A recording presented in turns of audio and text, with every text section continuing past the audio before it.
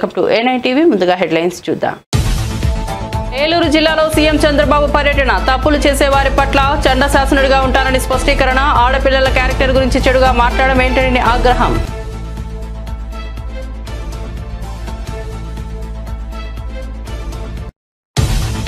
చెట్లను కొట్టివేయాలంటే ముందస్తు అనుమతి తీసుకోవాలన్న హరీష్ రావు. ఒక్కో చెట్టుకు 400 రూపాయలు డిపాజిట్ చేశాకే కొట్టాలన్న హరీష్ రావు. జీహెచ్ఎంసీ 2011లో 1,00,000 చెట్టును నాటిందన్న బీఆర్ఎస్ ఎమ్మెల్యే.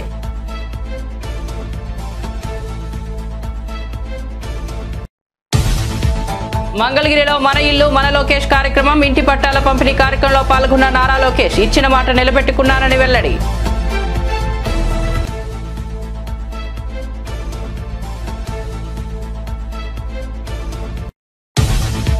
బీజేపీ బీఆర్ఎస్ నేతలపై కాంగ్రెస్ ఎమ్మెల్సీ అద్దంకి దయాకర్ తీవ్ర విమర్శలు. బీజేపీ నేతలు మొదటగా తమ పార్టీలోని గొడవలు పరిష్కరించుకోవాలని సూచన. ప్రతిపక్షాల అనవసర విమర్శలు మానుకోవాలని అద్దంకి దయాకర్ హితవు.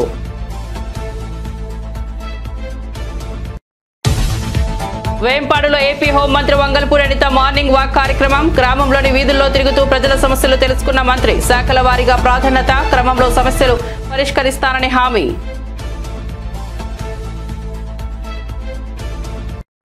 ఇక వార్త వివరాల్లోకి వెళ్తే ఏలూరు జిల్లా ఆగిరిపల్లి మండలం వడ్లమానులో సీఎం చంద్రబాబు పర్యటించారు. P4 కార్యక్రమంలో భాగంగా అక్కడికి వెళ్లిన సీఎం వివిధ ప్రభుత్వ శాఖల ఆధ్వర్యంలో ఏర్పాటు చేసిన స్టాల్స్ ను పరిశీలించారు.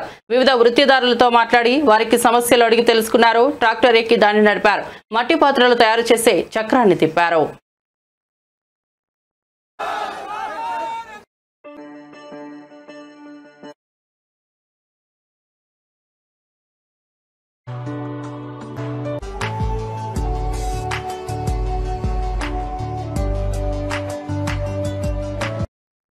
సోషల్ మీడియాలో ఆడబిడ్డలపై అసభ్య పోస్టులు పెట్టినా వ్యక్తిత్వ హననం చేసిన అదే వారికి చివరి రోజు అవుతుందని ఏపీ ముఖ్యమంత్రి చంద్రబాబు హెచ్చరించారు.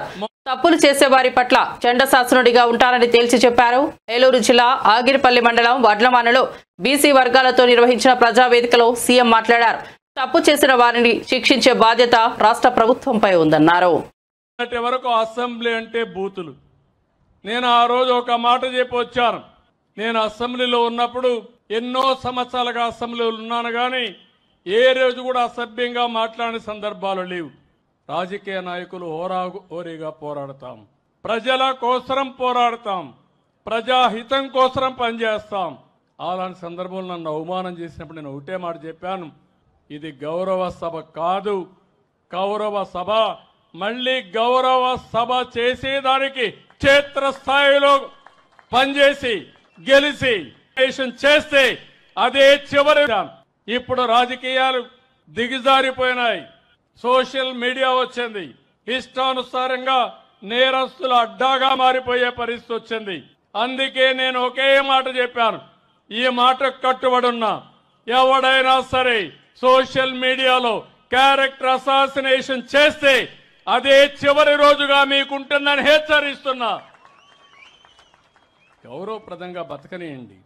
సమాజంలో మీకు చేతనైతే విలువలు నేర్పించండి, మీకు చేతనైతే హితం కోసం పనిచేయండి, ఆదాయం ఆరోగ్యాన్ని పెంచడానికి పనిచేయండి. లేకపోతే చేత కాకపోతే ఇంట్లో పడుకోండి. పిల్లలకు నేరాలు రౌడీజం నేర్పించద్దండి. ఇది మంచి పద్ధతి కాదని కూడా హెచ్చరిస్తున్నా. నేను ఏళ్ళు చూసా, ఒకసారి నేనే మోసపోయా. ముఖ్యమంత్రిగా ఉన్నా నిద్రలేసి చూశాను. ఎవరైతే వివేకానంద రెడ్డి గుండెపోటుతో చనిపోయాడు. నేను అనుకున్న పాపం మన ప్రత్యర్థి ఆయన గుండెపోటు చనిపోయాడు అని అనుకున్నాను. అనుకుంటే అది గుండెపోటు కాదు, గొడ్డలి వేటు. తర్వాత తెలుసుకోవడానికి చాలా సమయం పట్టింది నాకు. అంటే ఒక ముఖ్యమంత్రినే మోసం చేయగలుగుతున్నారంటే మీరొక లెక్క అని మిమ్మల్ని అడుగుతున్నా. కంచగచ్చిబౌలి భూమిలో కాంగ్రెస్ ప్రభుత్వం పండుగ రోజులు సెలవుల్లో అక్రమంగా చెట్లు నరుకుతూ పర్యావరణ విధ్వంసం చేసిందని బీఆర్ఎస్ నేత మాజీ మంత్రి హరీష్ రావు ఆగ్రహం వ్యక్తం చేశారు. ఓ రైతు పొలంలో చెట్టు నరికితే ₹1,00,000 ఫైన్ వేస్తున్న అధికారులు వేల చెట్లను నరుకుతున్న సీఎం రేవంత్ రెడ్డిని ఎందుకు ప్రశ్నించలేకపోతున్నారంటూ ప్రశ్నించారు. ఒక సామాన్యుడికి ఒక న్యాయం, ముఖ్యమంత్రికి మరో న్యాయం అంటూ మండిపడ్డారు. రెవెన్యూ, ఫారెస్ట్ శాఖల అధికారులు నిమ్మకు నీరెత్తినట్లు చూస్తున్నారని హరీష్ రావు ఆరోపించారు. పర్యావరణాన్ని రక్షించుకోవాల్సిన వారు నిష్క్రమిస్తే ప్రజలు ఉద్యమానికి సిద్ధం కావాల్సిందేనని స్పష్టం చేశారు.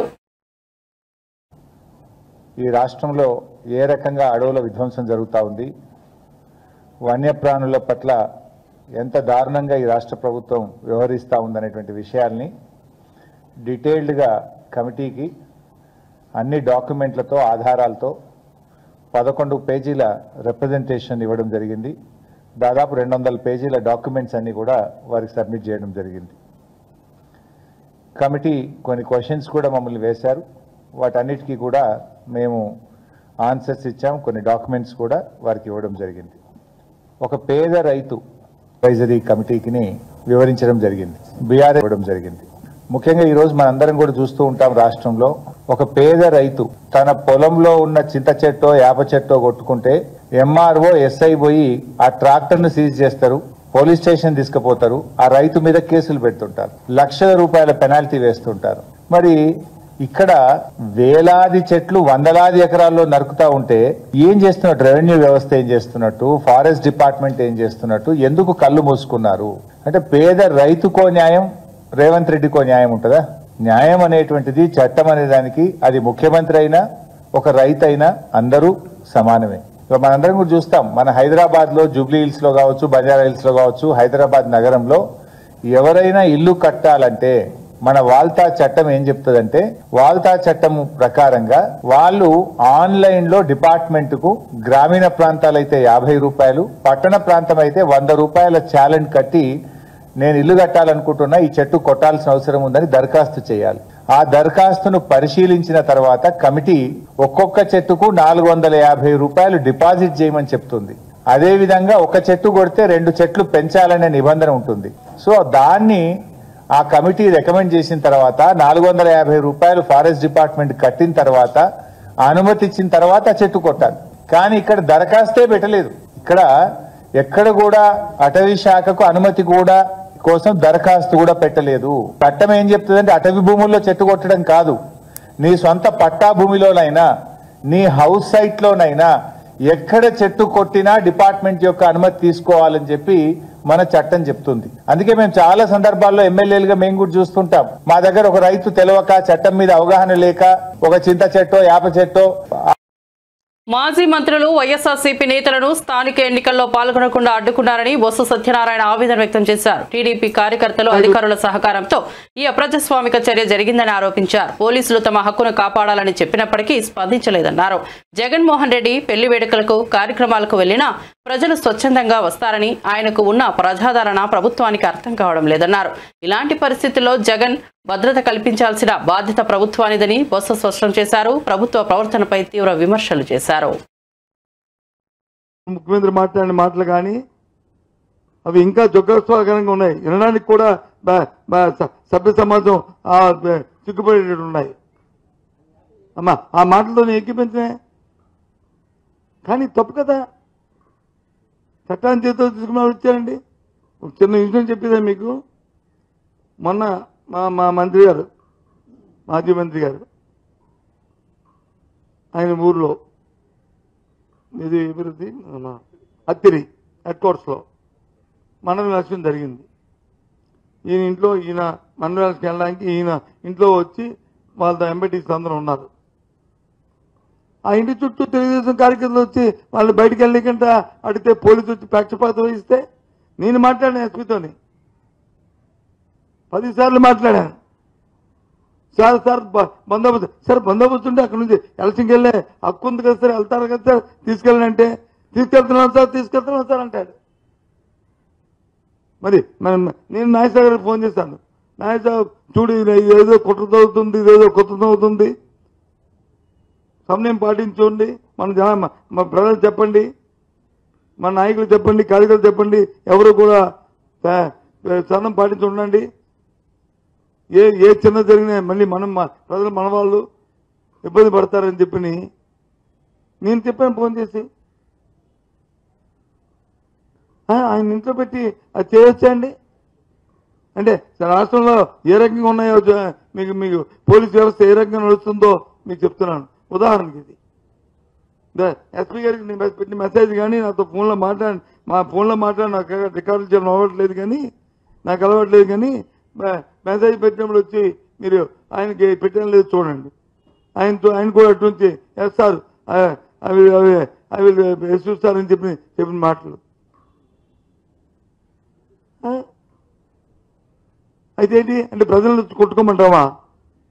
పార్టీలు కొట్టుకోండి, వర్గాలను కొట్టుకోండి అని చెప్పి ప్రోత్సహిస్తామా? ఇదా వ్యవస్థ?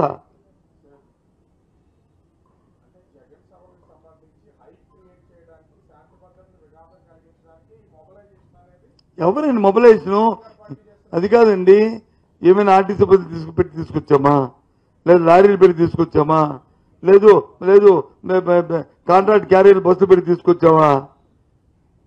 ప్రజలు స్వచ్ఛందంగా వస్తుంటే, జగన్మోహన్ రెడ్డి గారు ప్రజాదరణ నాయకుడు కాబట్టి ఆయన చూడడానికి వస్తుంటే, ఆయన పలకరించడానికి వస్తుంటే ఏం మాట్లాడేవి?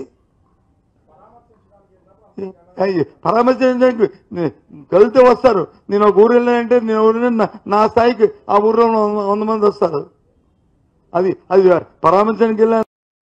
అనకాపల్లి జిల్లా నక్కపల్లి మండలం వేంపాడులో ఏపీ హోంమంత్రి వంగల్పూడి అనిత మార్నింగ్ వాక్ కార్యక్రమాన్ని నిర్వహించారు. గ్రామానికి వచ్చిన ఆమెకు పార్టీ శ్రేణులు, స్థానికులు ఘన స్వాగతం పలికారు. ఈ సందర్భంగా ఆమె గ్రామంలోని వీధుల్లో తిరుగుతూ ప్రజల సమస్యలు తెలుసుకున్నారు. శాఖల వారీగా ప్రాధాన్యత క్రమంలో సమస్యలు పరిష్కరిస్తానని హామీ ఇచ్చారు.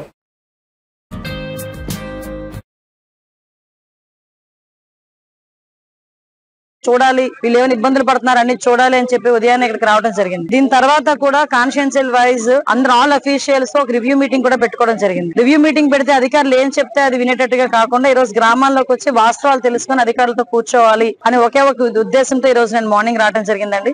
ఇక్కడికి వచ్చిన తర్వాత కొన్ని ప్రాబ్లమ్స్ చెప్పారు.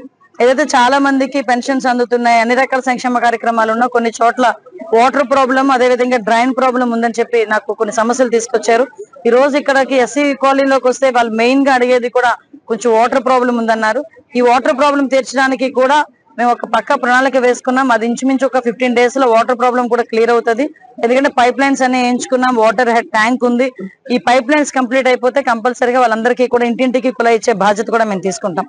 ఎందుకంటే ఆల్రెడీ మాకు సూపర్ 6 లో కూడా లాస్ట్ మేనిఫెస్టోలో కూడా ఇంటింటికి కుళాయి ఇస్తామని చెప్పి మేము చెప్పాం. దాని మీదనే ఈ రోజు కూడా మేము చిత్తశుద్ధితో పనిచేస్తున్నామని చెప్పి మీ అందరికీ తెలియజేసుకుంటున్నాం. ఇలా నేను వచ్చిన ప్రతిసారి ఎంత షెడ్యూల్ ఏ షెడ్యూల్లో ఉన్నా కూడా నియోజకవర్గంలోకి వచ్చిన ప్రతిసారి ఒక్కొక్క విలేజ్ కి 2 విలేజ్ లో ఒకసారి చూసుకుని వాళ్ళ కష్ట సుఖాలు తెలుసుకుందాం అనే ఉద్దేశంతో ఈ రోజు పనిచేయడం జరుగుతుంది.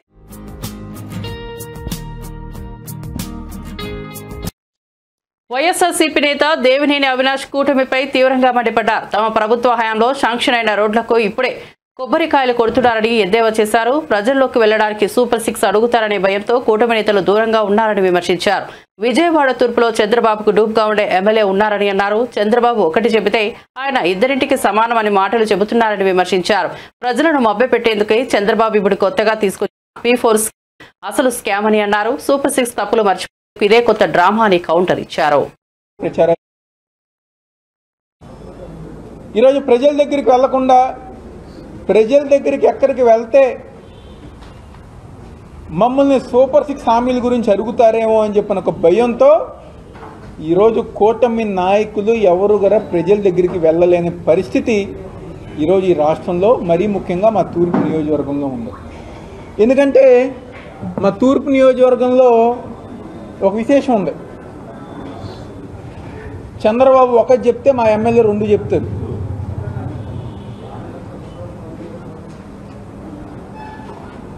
ఎందుకంటే ఇక్కడ ఉంది ఒక డూప్ చంద్రబాబు. ఆయన ఏదో చెప్తే ఆయన దానికి ఇంకొక 2 ఆకులు ఎక్కువ వేసి చెప్తారు. ఈరోజు ఏదైతే చెప్పారో ఈరోజు ప్రజల దగ్గరికి వెళ్తే ఎక్కడ అడుగుతారు అని చెప్పిన ఒక భయంతో ఈరోజు ప్రజల దగ్గరికి వెళ్ళలేని పరిస్థితి. ఈరోజు ఆ రోజు బాండ్లు ఇచ్చారు కదా, సూపర్ 6 హామీలు మేము అమలు పరుస్తామని చెప్పని ఈరోజు చంద్రబాబు సైన్ చేసిన బాండు ఆ రోజు ప్రతి ఇంటికి పంచారు కదా. ఈరోజు ఆ బాండ్లు ఏం చేసుకోవాలి ప్రజానికం?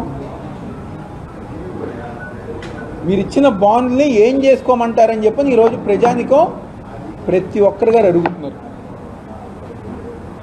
ఆ రోజు పొద్దున్న లెగిస్తే రామ్మోహన్ కానివ్వండి, అనురాధ గారు కానివ్వండి, పొద్దున్న లెగిస్తే ఫోన్ చేసేవారు అందరికీ. మీ ఇంట్లో 3 పిల్లలు ఉన్నారా, 4 పిల్లలు ఉన్నారా, 6 ఉన్నారా, 5 ఉన్నారా, ఎంతమంది ఉంటే అంతమందికి మేము తల్లికి వందనం ఇస్తా అన్నారు. ఎవరికి ఇచ్చారు?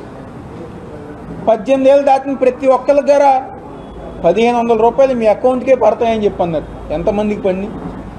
నిరుద్యోగులు ఉన్న ప్రతి ఒక్కరి గారు నిరుద్యోగ భృతి ఇస్తామన్నారు, ఉద్యోగాలు ఇస్తామన్నారు. ఎవరికి ఇచ్చారు? ప్రతి డివిజన్ గారు వైఎస్ఆర్ కాంగ్రెస్ పార్టీ కంటే మేము ఎక్కువ అభివృద్ధి చేస్తామన్నారు. మంగళగిరిలో 4వ రోజు మన ఇల్లు మన లోకేష్ కార్యక్రమం జరిగింది. ఈ కార్యక్రమంలో మంత్రి లోకేష్ పాల్గొని రత్నాల చెరువు మహానాడు గ్రామాలకు చెందిన 1030 పేద కుటుంబాలకు శాశ్వత ఇళ్ల పట్టాలను పంపిణీ చేశారు. అంతకుముందు మంత్రి లోకేష్ మంగళగిరి ప్రజలను ఉద్దేశించి మాట్లాడారు. కొన్ని నిర్ణయాలు మన జీవితాలను మార్చేస్తాయి. 2019లో నేను ఒక నిర్ణయం తీసుకున్నా, అదే మంగళగిరి నియోజకవర్గంలో పోటీ చేయాలని.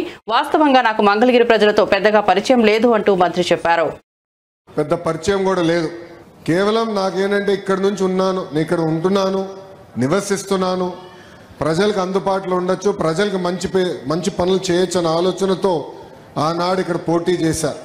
కరెక్ట్గా ఎన్నికలకి 21 రోజుల ముందల తెలుగుదేశం పార్టీ అభ్యర్థిగా మీ ముందల నుంచున్నా. మీరు ఎదుర్కొన్న సమస్యలు నేను తెలుసుకోలేకపోయాను. నేనేంటో మీకు అర్థమవలేదు. ఎన్నికలు అయిపోయినాయి. 5300 ఓట్లతో నేను ఓడిపోయాను. మొదటి రోజు బాధ కలిగింది, ఆవేదన కలిగింది. కానీ రెండో రోజు నుంచి ఆ బాధ ఆవేదన నాలో కసి పెంచింది. మంగళగిరి ప్రజలకు మంచి పనులు చేయాలా, తిరిగి వాళ్ళ మనసు గెలుచుకోవాలని ఆనాడే నేను నిర్ణయించుకుంటాం జరిగింది. ఒక్కసారి ఆలోచించండి. 2019 నుంచి 24 వరకు తెలుగుదేశం పార్టీ ప్రతిపక్షంలో ఉన్న మీ ఆరోగ్యం కోసం ఎన్టీఆర్ సంజీవని అని తీసుకొచ్చాం. తాడేపల్లిలో ఒక క్లినిక్, మంగళగిరిలో క్లినిక్, దుగ్గిరాలకు ఒక బస్సు పెట్టి ఈ రోజు కూడా ఆ కార్యక్రమం చేపడుతున్నాం. ఈ రోజు కూడా సొంత నిధులతో మందులు ఉచితంగా మేము అందజేస్తున్నాం.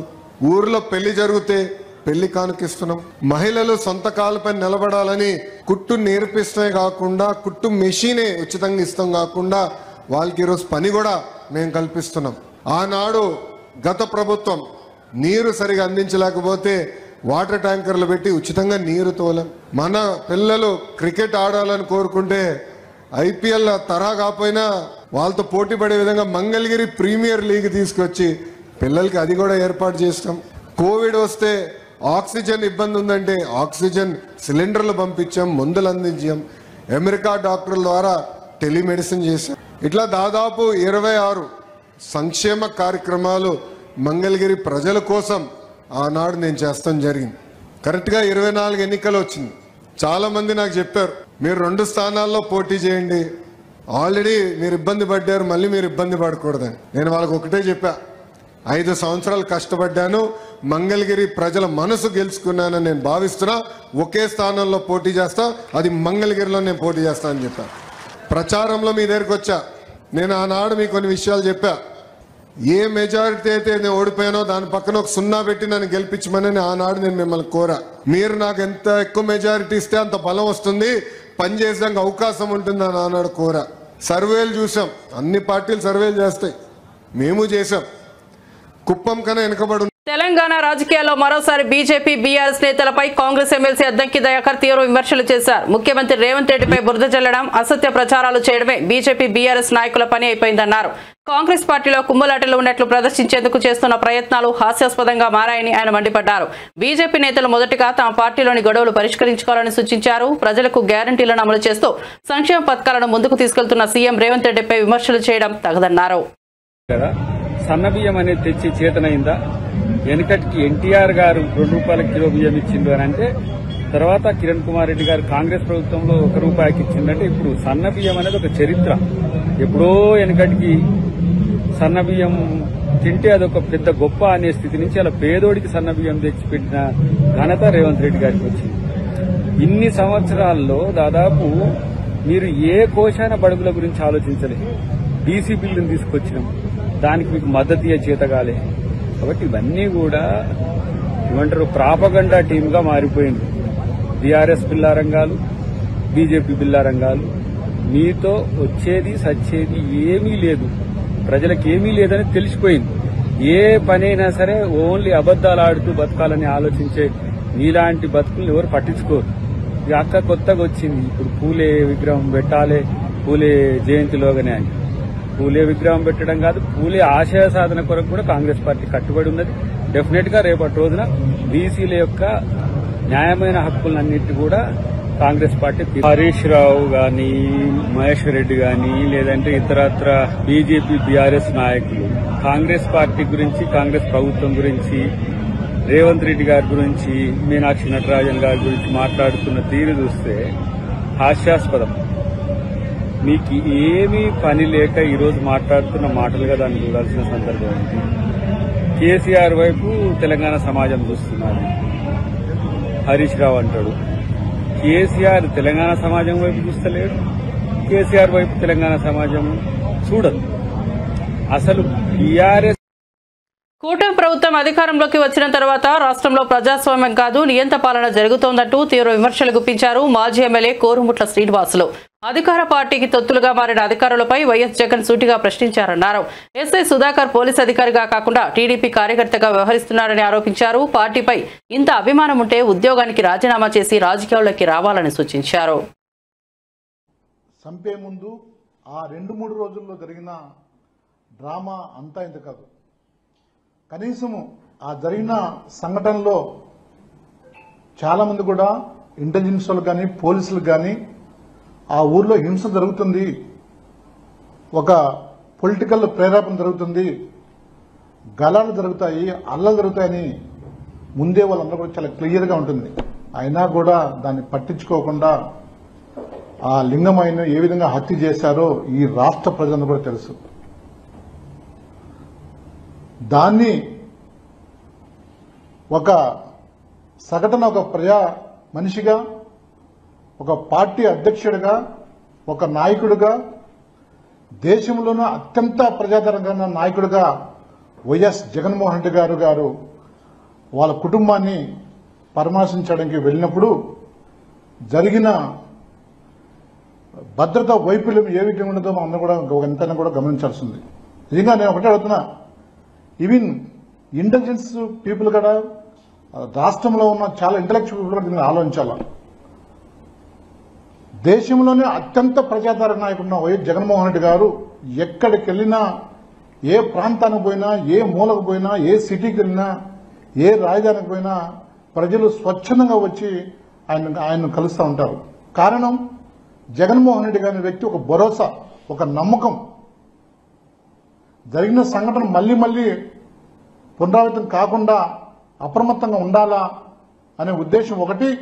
దాని వెనుక జరిగిన సంఘటనను యంత్రాంగం, పోలీస్ యంత్రాంగం ఏం చేస్తుందని చెప్పేసి వాళ్ళని కూడా అప్రమత్తం చేసడానికి ఆయన ఆ కుటుంబాన్ని ప్రశ్నించి అంటుకొరకు వెళ్తే కనీసం దాన్ని కూడా హేళన చేసి మాట్లాడే పరిస్థితి ఈరోజు అధికార పార్టీ కూటమి ప్రభుత్వం వ్యవహరిస్తుందంటే నిజంగా ఎంత ప్రజాస్వామ్యంలో ఉన్నామా, లేదంటే మనం నియంత పాలన ఉన్నామా అనేది కూడా ఒకసారి కూడా మనందరం కూడా ఆలోచించాల్సిన అవసరం ఎంతో ఉంది. ఎప్పుడు కూడా జగన్మోహన్ రెడ్డి గారు చెప్తూ ఉంటారు, ఏ మనిషిని కూడా చాలా గౌరవంగా ఆయన పిలుస్తూ ఉంటాడు. పోలీసులు కూడా ఎప్పుడు కూడా. వరంగల్ తూర్పు నియోజకవర్గంలో నిర్వహించిన మెగా జాబ్ మేళాకు నిరుద్యోగులు పోటెత్తారు. జిల్లా రైల్వే స్టేషన్ సమీపంలోని ఎంకే నాయుడు కన్వెన్షన్ హాల్లో జాబ్ మేళాను మంత్రులు కొండా సురేఖ, సీతక్క ప్రారంభించారు. యువతీ యువకులు పెద్ద ఎత్తున తరలివచ్చి వివిధ కంపెనీలు నిర్వహించిన ఇంటర్వ్యూల్లో ఉత్సాహంగా పాల్గొన్నారు. హాలు లోపలికి వెళ్లే క్రమంలో నిరుద్యోగులు పోటీ పడడంతో స్వల్పంగా తోపులాట జరిగింది.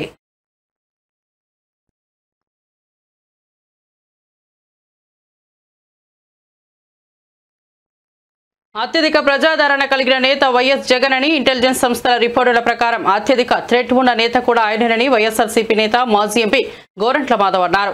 ఆయన వైఎస్ఆర్సీపీ కేంద్ర కార్యాలయంలో మీడియా సమావేశంలో మాట్లాడుతూ వైఎస్ జగన్ కు 3 అంచెల భద్రత అవసరమన్నారు. రాష్ట్రంలో జగన్ ఏ ప్రాంతానికి వెళ్లినా వేలాదిగా అభిమానులు వస్తున్నారన్నారు. వారిని అదుపు చేయాల్సిన బాధ్యత పోలీసులదేనని మాధవ్ అన్నారు. జగన్మోహన్ రెడ్డి గారికి Z+ భద్రత అవసరము అని కౌంటర్ ఇంటెలిజెన్స్ వారు నిర్ణయించడం జరిగింది. దాని మేరకు గౌరవ జగన్మోహన్ రెడ్డి గారు ఈ రాష్ట్రంలో ఎక్కడ పర్యటించినా ఆయనకు 3 అంచెల భద్రతను కల్పించాల్సిన బాధ్యత రాష్ట్ర ప్రభుత్వం పైన ఉంటుంది. ఇది రాష్ట్ర ప్రభుత్వం గుర్తించాలి.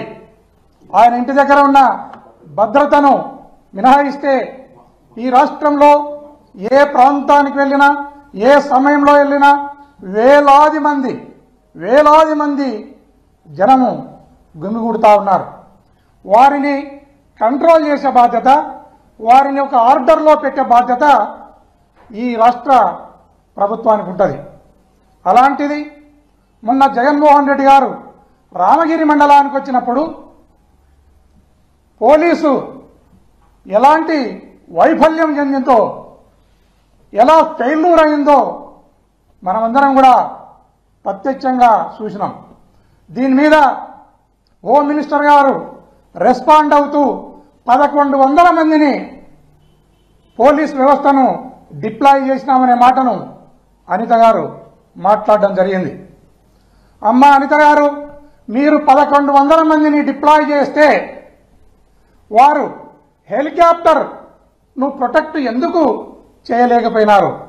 ఎందుకు చేయలేకపోయినారంటే నేను చెప్తున్నాను, మీరు శ్రద్ధగా వినండి. దీని మీద మరొకసారి జగన్మోహన్ రెడ్డి గారి పర్యటనను జాగ్రత్తగా చూసుకోండి. బాడుకోకు బారానా, మాల్ ఓనర్కు చారానా అన్నట్లు మీ డిప్లాయ్మెంట్ ఉంది. అది ఎట్లా అంటే, మీరు పెట్టిన 1100 మంది పోలీస్ సిబ్బందిని పరిటాల సునీతమ్మ ఇంటి దగ్గర కొందరిని, పరిటాల రవి సమాధి దగ్గర కొందరిని, అదేవిధంగా మొన్న లింగమయ్యను హత్య చేసిన ముద్దాయిల ఇళ్ల దగ్గర సగం మందిని డిప్లాయ్ చేసి ఎవరైతే తిరుమల శ్రీవారిని పలువురు రాజకీయ ప్రముఖులు దర్శించుకున్నారు. వేకువజామున కుటుంబ సభ్యులతో కలిసి ఏపీ శాసనసభ ఉపసభాపతి రఘురామకృష్ణంరాజు శ్రీవారి అభిషేక సేవలో పాల్గొన్నారు. ఆయన వెంట చిత్తూరు ఎమ్మెల్యే గురజాల జగన్మోహన్ రావు ఉన్నారు. ఎమ్మెల్యే సుజనా చౌదరి శ్రీవారిని దర్శించుకున్నారు. అంతకుముందు టీటీడీ అధికారులు వీరికి స్వాగతం పలికి దర్శన ఏర్పాట్లు చేశారు. దర్శనం అనంతరం అధికారులు వీరికి స్వామివారి తీర్థ ప్రసాదాలను అందజేశారు. స్వామివారి దర్శనం కోసం ఈరోజు నా కుమారుడి జన్మదినం కూడా కావడంతో ఈరోజు వచ్చి సకుటుంబంగా స్వామి దర్శనం చేసుకున్న అభిషేక దర్శనం. ఇవాళ ఒంటిమిట్టలో చక్కటి ఉత్సవం కూడా జరుగుతుంది. గౌరవనీయులైన ముఖ్యమంత్రి వర్యులు టీటీడీ ఆధ్వర్యంలో జరిగే వేడుకలు, రాష్ట్రం విడిపోయిన తర్వాత రామనవమి ఉత్సవాలు అక్కడ అద్భుతంగా జరుగుతున్నాయి. ఆ ఉత్సవాలు వైభవంగా జరగాలని, స్వామి భక్తులందరూ సుఖ సంతోషాలతో ఉండాలని మనస్ఫూర్తిగా దేవుణ్ణి ప్రార్థించడం జరిగింది. బులెటిన్ ముగించే ముందు హెడ్లైన్స్ మరోసారి చూద్దాం. ఏలూరు జిల్లాలో సీఎం చంద్రబాబు పర్యటన. తప్పులు చేసే వారి పట్ల చండశాసనుడిగా ఉంటానని స్పష్టీకరణ. ఆడపిల్లల క్యారెక్టర్ గురించి చెడుగా మాట్లాడడం ఏంటని ఆగ్రహం.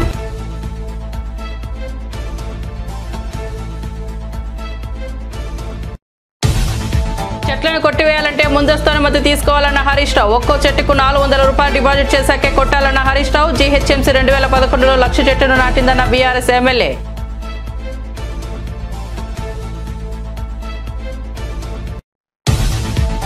మంగళగిరిలో మన ఇల్లు మన లోకేష్ కార్యక్రమం. ఇంటి పట్టాల పంపిణీ కార్యక్రమంలో పాల్గొన్న నారా లోకేష్ ఇచ్చిన మాట నిలబెట్టుకున్నానని వెల్లడి.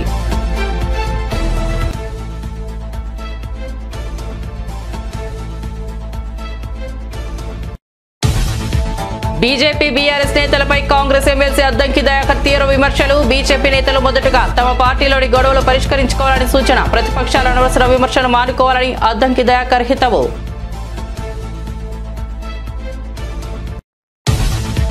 వేంపాడులో ఏపీ హోంమంత్రి వంగల్పూడి అనిత మార్నింగ్ వాక్ కార్యక్రమం. గ్రామంలోని వీధుల్లో తిరుగుతూ ప్రజల సమస్యలు తెలుసుకున్న మంత్రి. శాఖల వారీగా ప్రాధాన్యత క్రమంలో సమస్యలు పరిష్కరిస్తానని హామీ.